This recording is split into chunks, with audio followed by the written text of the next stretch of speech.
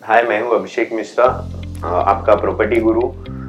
अगर आप इन्वेस्टर हैं तो ये वीडियो आपके लिए है। एक इन्वेस्टर्स को प्रॉपर्टी लेते समय बहुत सारी चीजों का ध्यान रखना चाहिए, क्योंकि अल्टीमेटली वो अपना एक मनी इन्वेस्ट कर रहा है एंड देन वो उससे आगे अर्निंग करने का सोचता है। इसके लिए कोई भी एक इन्वेस्टर इन्वेस्ट करता है। तो इन्वेस्टर को इन्वेस्ट करने से पहले किसी भी प्रॉपर्टी में 3-4 चीजों का मेजरली ध्यान रखना चाहिए। सबसे पहले तो लोकेशन, किस लोकेशन पे वो प्रॉपर्टी में इन्वेस्ट कर रहा है, उस लोकेशन का एडवांटेज क्या है और फ्यूचर में उसके डेवलपमेंट के चांसेस क्या है। सेकेंड चीज इज आपका ऑन गोइंग कंस्ट्रक्शन में आप इन्वेस्ट कर रहे हो कि रेडी टू मूव इन में आप इन्वेस्ट कर रहे हो।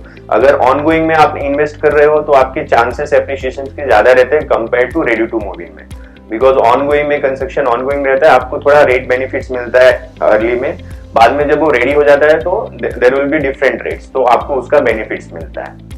थर्ड थिंग इज जो गवर्नमेंट पॉलिटिकल ये इन्फ्लुएंस होते हैं, गवर्नमेंट पॉलिटिकल इन्फ्लुएंस होता है पर्टिकुलर एरिया वाइज, तो उसका भी आपको रेकी करना चाहिए कि पर्टिकुलर एरिया में आज तो मैं इन्वेस्ट कर रहा हूँ, सो मे बी आफ्टर 6 मंथ्स कुछ ऐसा गवर्नमेंट चेंजेस तो नहीं आने वाला जिसकी वजह से मैंने जो जिस प्रॉपर्टी में इन्वेस्ट किया है वो मेरे लिए लॉस का सौदा हो, तो वो भी आपको ध्यान रखना चाहिए। ये सब चीजों का आपको रिसर्च करने के बाद ही आपको किसी भी प्रॉपर्टी में इन्वेस्टमेंट करना चाहिए।